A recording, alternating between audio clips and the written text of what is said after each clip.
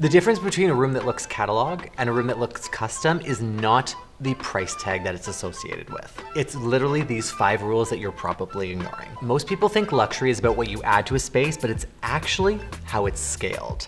That's how you can always tell when a space is well designed and how the proportions work well in your room. We're gonna start things off with a reminder, because I've said this before, but it's come to my attention, a lot of people ignore this rule. It is the size of your rug. We've gone from people using super tiny rugs that feel so disproportionate that are only underneath the coffee table to ones that take up the entire room, and now it just feels like you have carpet. Neither are working for you or your space to make it look custom and well designed. The reality is, so many people are buying rugs based on the price and not the proportion. This is your biggest mistake in any room that's really ruining it. In open concept spaces, this is very important because a rug is going to anchor the room and help zone the space.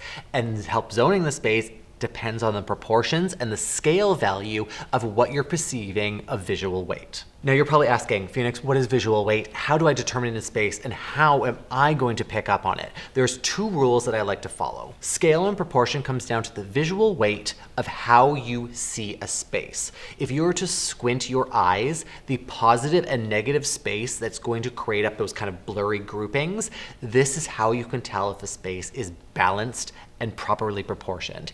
If you have a lot of negative space and a lot of positive space, whether it's like black and white, this is going to be one way that you can help fix it. Rugs in particular are going to help really zone that, but also create the foundations for your room. Another way to do this is if you can't squint and understand the perspective of a room, is take a picture, make it blurry, and put it in black and white. That is something you can do on any iPhone. You can literally just up the contrast and the saturation values. Super easy, and it's going to really dictate how your room looks compared to others. Your rug should never look like it's floating in a space. And when I reference this, I want at least the front feet of all the furniture in that room on the rug itself, so it actually creates a zone that hones in that space.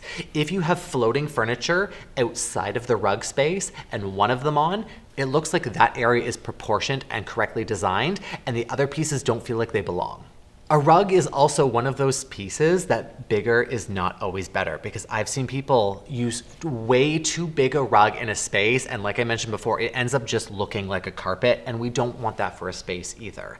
If you need to play with the proportions and the size of a rug, I always want you to think about 2/3. The 2/3 rule is going to be the biggest piece of value you can get out of anything that you put in a room. The size of your rug should approximately be about 2/3 of the size of the room to give you enough spacing for the full perspective all the way around the furniture and for the furniture to actually feel like it fits in the room. Like I mentioned before, the rug is one of those foundational pieces that really set your room up to be great, but can also completely ruin it. This one really makes your space look cheap, and it is hanging art and your TV at different perspectives. Everything should be hung at eye level, except for your TV. A TV should always be hung at sitting perspective. Now I get it, not everyone can always have a TV that low. Having a TV mounted at sitting height perspective is what is going to give you the biggest and best bang for your buck to actually enjoy whatever TV show or movie that you're binging. When it comes to art, it is always subjective. I like to have that eye level between 55 inches and 60 inches off the floor height. This assures that everything is going to be centered and aligned in your room. When you're doing a gallery wall, there are so many different rules that apply to this one. And honestly, to do a gallery wall well, it requires a lot of curation and understanding perspectives, colors. I'm not gonna get into it, that's a whole other video. But if you are looking to just have art placed in your space, having it at eye level is already going to, one, up the game, because if I walk in and I see it at eye level, I know that you're following these design rules to make your space look expensive. People that are mounting it way too high or way too low throw off the perspective and the scale of a room. And as I mentioned before, just like your rug, if it's off, everything else in the room feels off. I know not everyone can afford to frame their pictures, but if you do have them framed, this is going to give you that one level up to make your space look not only curated, but well designed when people walk in. When the art floats too high in a space, your eye reads the wall as empty and unfinished because there's too much negative space below and not enough above going all the way up to your ceiling. Art should also be an extension of the furniture that it sits above as well, not an island on a wall. Another question you may ask is how you're going to be framing and hanging artwork when it comes to hanging above furniture, a bed frame, a console. This can also apply to mirrors in your space as well. I want you to give it enough breathing room, so give it about 6 to 8 inches, depending on the perspective, and that middle mounting height that feels proportionate to your space. As I said before, not only is art subjective, but the hanging height level is also subjective to your perspective, to how you're enjoying it, because you're the one living in that space. That 55 to 60 inch range usually encompasses the average height of a person. For me, I'm 6'4", so having something up high is not gonna happen. Anthony is half my height. I mean, not exactly, but I need to find that middle ground where we can both have that really nice parallel perspective where we can enjoy the art piece themselves. If you are ever questioning the landscape or a portrait piece that you're hanging, think about the eye level into perspective of how you're seeing it and how you enjoy it. You don't want to have a landscape up really high or down really low where your eye level has to adjust. Then you know you're in the wrong. Now you need to be honest with me because I know people have artwork and mirrors in this space. Have you followed this design rule or are you just raw dogging it? And bonus question, did you use a leveler when you hung that artwork or did you just freeball it? Because that's another thing. If you cannot get it on straight, don't hang it up on the wall or at least get help. The next design rule is going to be scale over stuff. This is extremely important when it comes to decorating and designing your room. Small decor creates a lot of visual clutter, and the more you add, the more clutter that you actually see because your eye does not have a landing point in a room. Visual noise gives you visual stress, and it also gives you internal stress, unless you're one of those people that's just a hoarder that enjoys just being surrounded by junk. Luxury is about confidence, and confidence comes down with narrowing your selection of pieces that are displayed in a room or in your home.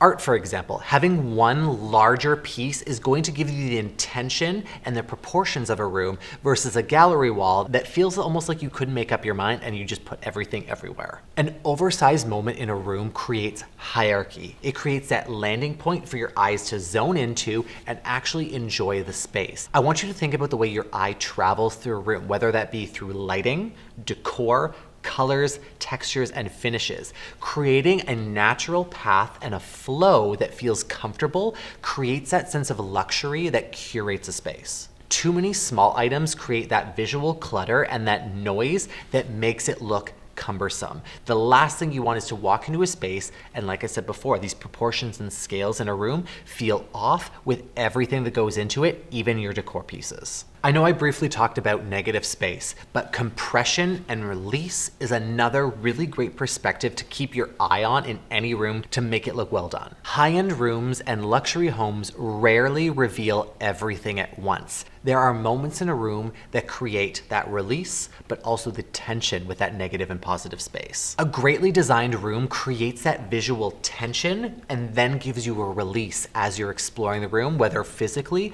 or as your eyes move through it. The feeling of luxury will always give you a contraction and an expansive feel.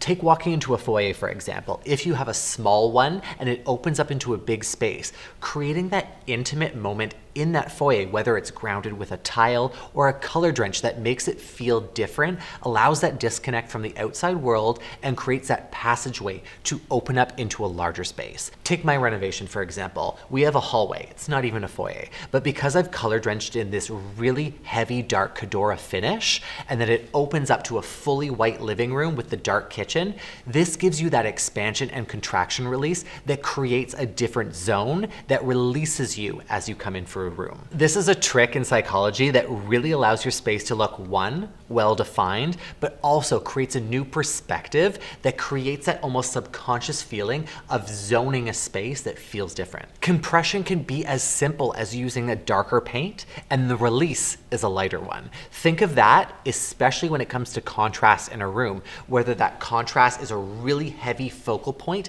and everything is light around it. That gives you that same psychological effect. It feels expensive because your brain perceives the contrast between architecture in your space. Without any level of contrast, whether it be high or low, your space will always feel flat. Now, this is a test for your own home, and let me know in the comments. Does your foyer give you that same perception, or is it just a dumping ground for mail? I could talk about layering all day when it comes to making your space look well designed and expensive, but lights is going to give you that easiest perspective that it's affordable on all levels, because the layering of light is the different perspectives of where your eye lands on a light fixture.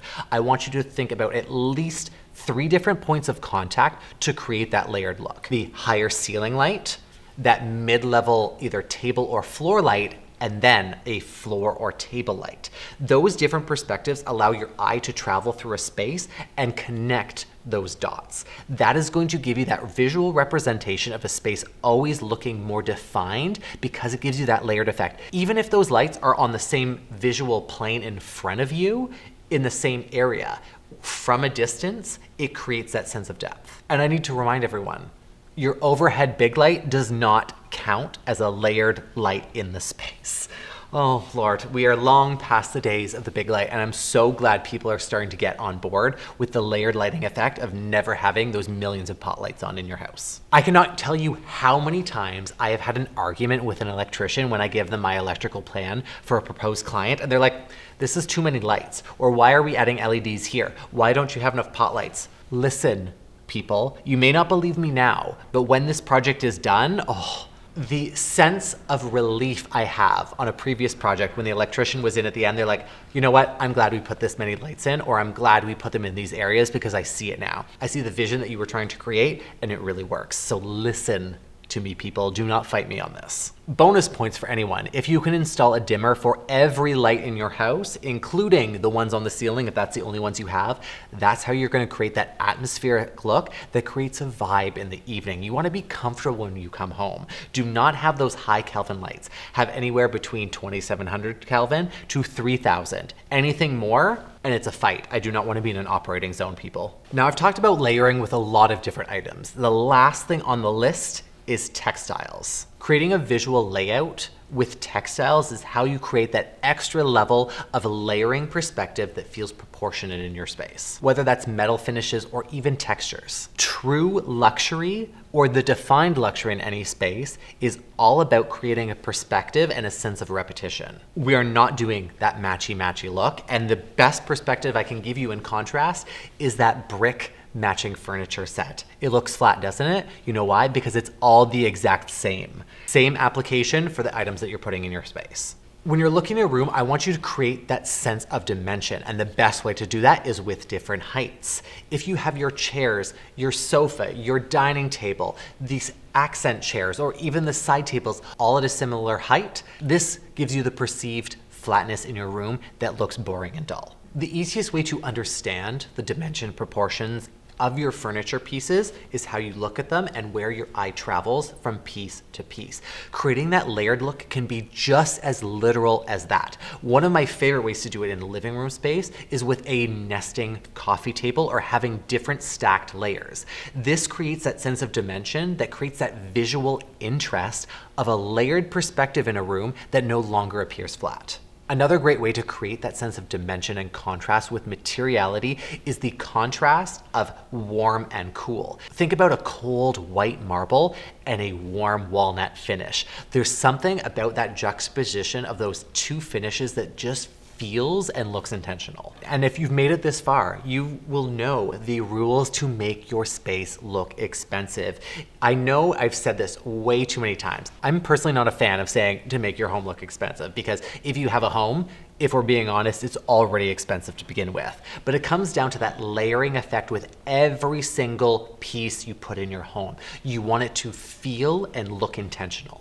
Now, all of these rules are going to help you fix that scale and perspective, but you know what will ruin it? The wrong paint color, because there are so many options out there, and I've seen pairings that really create a contrast that doesn't feel cohesive across your entire house. Even if you have perfectly scaled furniture and those juxtaposing warm and cool finishes, it's not going to save you from the worst paint color that you could have. Now, if the color that you have in your room doesn't feel quite right, you're gonna have to watch my video on the worst color combinations, because if you have one of those, nothing is going to save you, if I'm being honest. Now you better hit that subscribe button, and if you're not following on Instagram and TikTok, for all my daily tips and tricks, you can find me at Mr. Phoenix Gray. And if you're ever second guessing yourself, just ask, what would Design Daddy do?